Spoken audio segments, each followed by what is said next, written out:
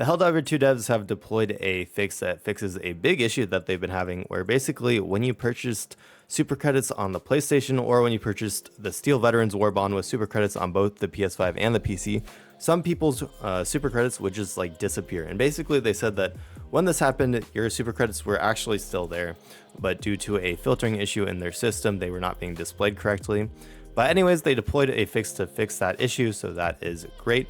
On other news, the CEO has been tweeting out a bunch over the weekend, and also, actually, at least for me, Helldivers 2 ran really well this weekend. I didn't have any issues.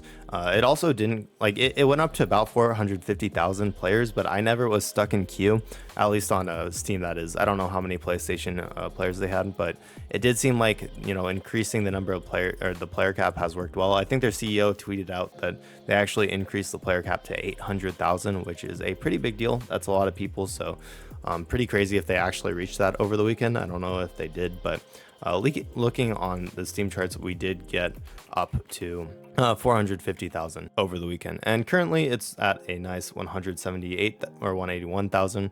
The game does look like it's trending down slightly, actually, interestingly, because it was reaching like 450,000 pretty much every single day last week, and now it's at 387,000 for the peak on Monday. I don't know if that'll continue or not. It did look like it was just going to continue trending upwards, but maybe they might have lost a little bit of momentum when they reached the player cap. I don't think that the reviews on Steam helped either, with a lot of them going negative. And the thing with that is once you get like a lot of negative reviews on Steam, a lot of times people forget to go back and actually change their review to a positive review. So that can be an issue as well. Hopefully, you know, if you have a review and you left a negative one on the Steam store, go change it if you think it deserves it. I'd say that now it feels like it's pretty stable.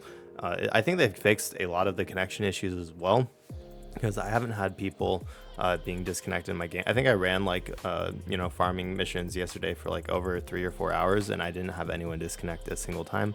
Right now, the reviews are sitting on a mostly positive. So, but yeah, if you have a review that was negative, maybe consider going and changing it to positive. So other updates, they did have a small patch that I didn't make a video over because it was so small, but basically they said they raised the server cap, which was to 800,000, and they fixed an issue where some players would get stuck in cinematics for an extended period of time. The known issues that they're working on right now is no text is present for requisitions on the social menu for player HUD. The PS5 players may encounter error code 100030001 on the login screen. Login rate limiting when many are logging in at the same time. That's been an issue for so long now. Players can become disconnected during play. Rewards and other progress may be delayed or not attributed. You know, I've heard a lot about that issue. I've never had that issue actually happen to me, except for like maybe once or twice on the very second day that I played. But I do hear that that's a big issue for some people. But, you know, if you relog, which isn't a big deal anymore because you can get directly in, those rewards should show up. Various UI issues may appear when the game interacts with the servers. Pickup of certain objects in game may cause characters to freeze in place for an extended period of time. Some games would not be joinable by others for a short period of time during the heavy load. You know, that might have happened a couple times for me as well. And then other unknown behaviors may occur, which basically could mean anything. And then Japanese voiceover is missing from the intro cutscene and the ship TV, and armor values for light, medium, and heavy armor do not currently function as intended. Hopefully they fix those armor value numbers soon, because it really is like there's no point in not wearing light armor right now. I've pretty much only been wearing light armor, and I'd really like to wear some of the heavy and medium armor because they look really cool.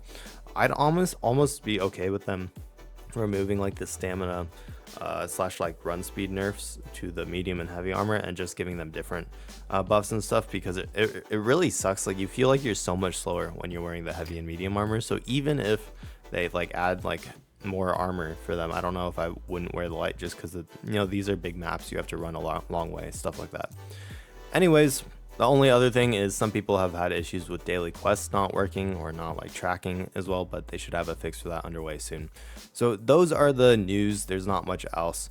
Hopefully, you know, the game runs much better this week. I think we'll probably have lower player counts this week, as it does seem to be trending downwards a bit. You know, I think the hype is still pretty high. There's still a ton of people playing every single day, but it does seem to be dying down just a tiny bit as people get maxed out, etc. But anyways, thanks for watching, y'all. I hope you have a wonderful day, and I'll see you next time.